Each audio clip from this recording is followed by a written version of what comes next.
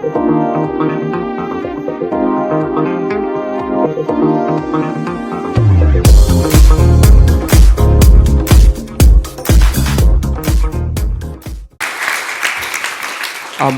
of all, just afternoon, thank you all for having me.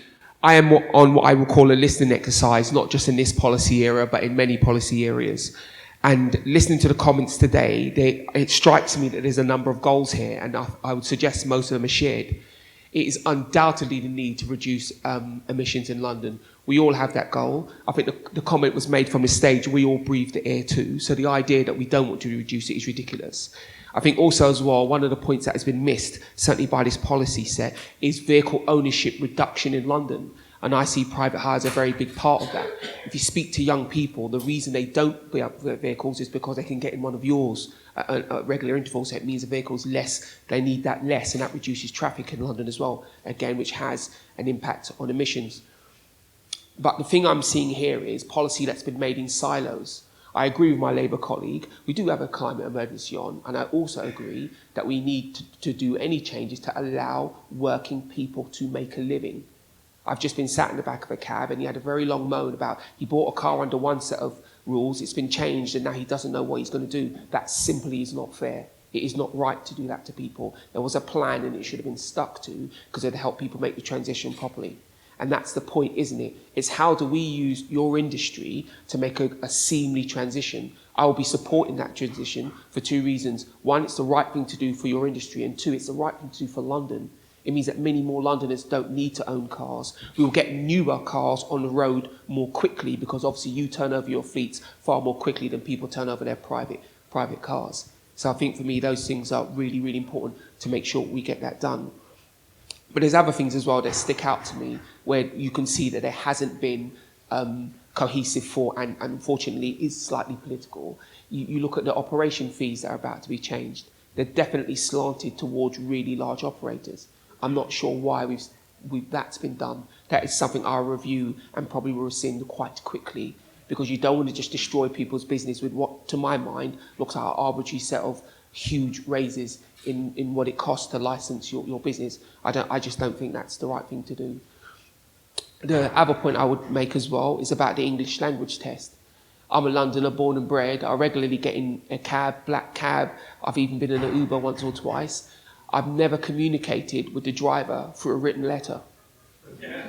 I've never sat in the back of the car and sort of thought, well, I need to go to Paddington, let me scribe something. Oh, ye Paddington, here I come. It's just not necessary, is it? Now, of course, the government are having a look at it, and my policy group is saying, well, let's wait for the government to come back. Of course we will, but actually I will lobby, because you need a relevant test. Of course you have to be able to speak and communicate with the people in the back of the car. And it might be the tiny situation where you might need to make a note for someone, or someone hand it to you. It has to be done at an appropriate level. Because again, it prevents people who've been driving for 10, 15, 20 years, 30 years in some cases. Of course you don't have your GCSE certificate and all that kind of stuff. And that kind of thing should not put you out of business and should not put you out of work. It's just not the right thing to do. So what I'm going to do, I'm going to try and stick around a bit later so I can hear some more from you, because I'm determined to help you as an industry, excuse me, because I understand that your activity can lower our emissions in London far more quickly. It's really important to me to get most of the traffic off the road, which means PSV, you're going to have some of it. And just, I might get shot when I say this last bit, but just in the defence of the black cabs, they've had to buy a 70 grand cab. Think that through for a second. I know there's been some challenges and there was a suggestion made about who lobbied what. What you'll find in me is someone who's open to speak to everyone, but just bear in mind, they've been asked to buy a 70 grand cab. To my mind, I mean, they needed to be helped with that. If you're going to ask people to buy a 70 grand cab, you've got to help them. And the other thing I wanted to say before it slips my mind is this question of infrastructure. Now, for me, the infrastructure is part of that chicken and egg situation, but the mayor or any mayoral candidate has to be realistic about what they can deliver. I can't buy you vehicles, but I can do a lot about infrastructure. And as far as I can see, a comment was made that we're 3 or 4 years away from delivering a decent infrastructure. At our current pace, I'd reckon we're 9 or 10. We're nowhere near it. We're going to have to double and then double again and then double again if we want to do anything decent. I happen to live out in Romford, where a lot of cab drivers live, And the story you hear is, I charge up, drive in on the electric, and then drive around on the petrol all day. It's defeating the object, isn't it? It's not what we want. So we need to deliver much more infrastructure so people have the idea that they can then buy a car and then charge it. Because I know for a fact, none of you in here, if you're a private owner or you run a number of cars, will let one of your drivers sit by a charger for an hour and a half when they could be working. And no, I say an hour and a half because that's longer than lunch. That's the point I'm trying to make. We have to have realistic policies that allow you to help London achieve its goals.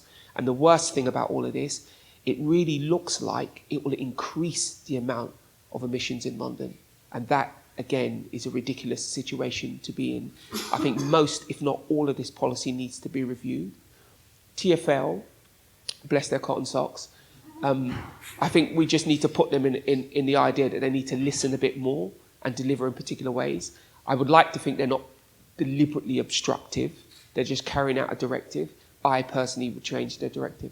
But listen, thank you for listening to me. I'm going to stand out there, eat a couple of humbugs, and answer as many questions as I can. Thank you. Thank you, Shaun.